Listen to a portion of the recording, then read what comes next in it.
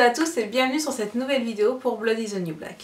Je suis désolée, cela fait plusieurs semaines que je n'ai rien uploadé. J'avais tourné plusieurs vidéos avant de partir en Californie, une sur le Hellfest et un tuto make-up. Je pensais avoir le temps de les monter et de les uploader avant de partir. Et en fait j'ai pas eu le temps. Donc il y a toujours ces deux vidéos en attente, mais je voulais tout de même revenir avec la vidéo traditionnelle de début de mois, à savoir les produits terminés.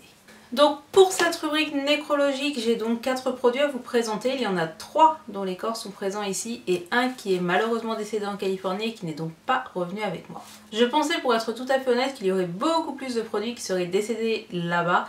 J'avais emmené exprès des produits en fin de vie et tout, mais ils ont fait preuve d'un courage sans nom et ont réussi à faire tout le voyage. De ce fait, je ne me voyais pas remercier leurs bons et loyaux services en les abandonnant là-bas. Du coup, je les ai ramenés, je vais les finir ici. Donc vous avez été nombreux et nombreuses à me le demander, donc il y aura bien une vidéo haul californien. Donc je pense peut-être faire 2 vidéos, une première dédiée make-up et une deuxième peut-être plutôt dédiée à la fois fringues et goodies.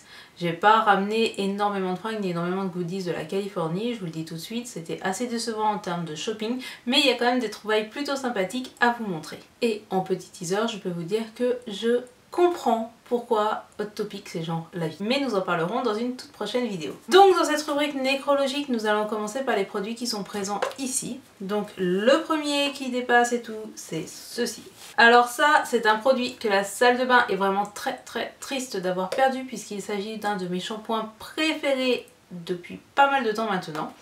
Il s'agit du shampoing à l'huile de ricin de la marque Natessence, donc ce n'est pas un shampoing bio, par contre c'est un shampoing avec une composition très clean, il est notamment extrêmement doux et moi je ne peux pas utiliser de shampoing avec des tensioactifs comme le SLS sous peine d'avoir des pellicules de la mort qui tue. Donc celui-ci était très doux, il ne moussait certes pas beaucoup mais en même temps c'était pas super gênant. Il faisait 500 ml et devait coûter genre 10 € les 500 ml, donc c'est une misère. C'est vraiment un shampoing que je recommande si vous n'avez pas de problème particulier, que vous voulez juste laver vos cheveux avec quelque chose de doux. L'odeur était agréable en plus. J'ai en ce moment un autre shampoing qui est un shampoing de la marque Coslis à la kératine que je termine avant de racheter celui-ci parce qu'il est très probable que je le rachète, donc c'est de la marque Léa Nature, on peut le trouver en GMS, on peut le commander sur leur site web, etc.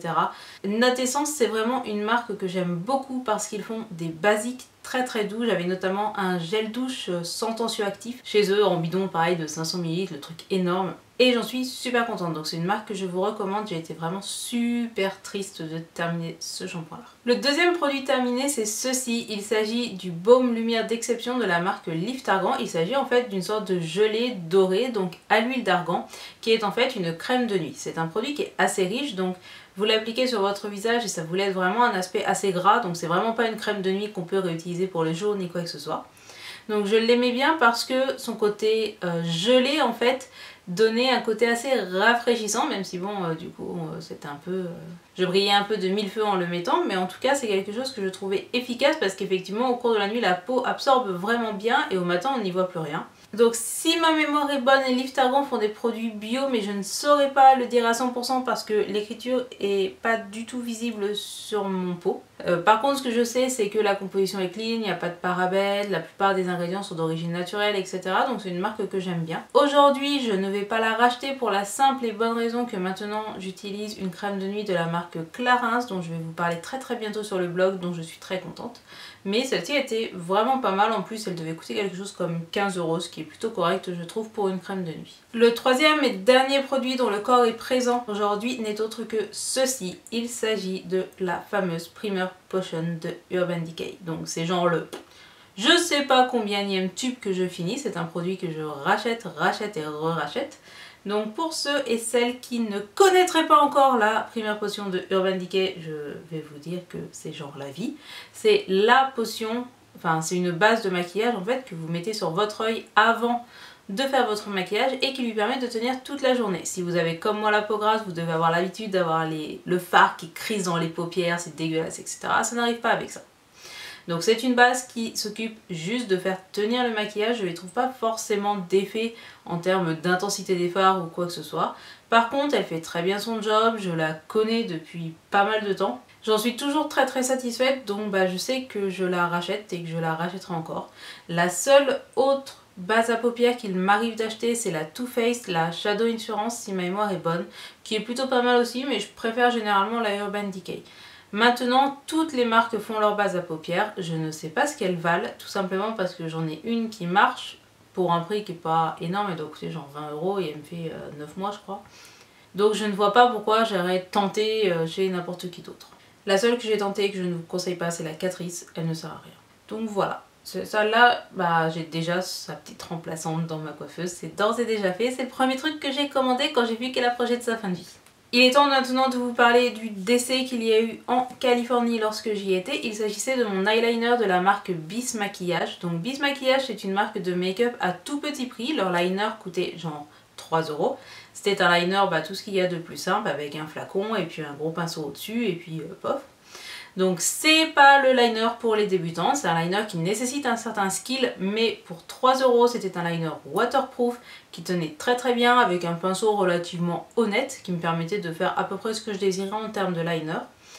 Donc c'est pas mon liner préféré, mes liners préférés restent les liners japonais évidemment. Par contre pour 3 € c'était vraiment un super liner, il ne m'a jamais picoté les yeux, il n'a jamais fui, etc. Il m'a fait tout de même 3 mois et demi pour 3,50 €, sachant que je suis une très grosse consommatrice de liner, c'est vraiment tout à fait honnête. Je ne vais pas vous dire que je vais en racheter tout simplement parce que vous vous en doutez, en Californie j'ai acheté du liner, j'ai notamment acheté le fameux Tattoo Liner de Kat Von D que j'ai très hâte de tester. Donc je l'ai un petit peu déjà vite fait tester là. A priori il est du niveau comparable au liner japonais. Donc autant vous dire qu'on va être sur un liner de très haute qualité, mais ça je vais vous en reparler dans d'autres articles. Donc ce liner a malheureusement terminé ses jours en Californie, donc il a terminé ses jours au soleil, je trouve ça plutôt pas mal pour lui. Et en tout cas, si vous recherchez un liner de qualité à petit prix, je ne peux que vous recommander cette marque-là.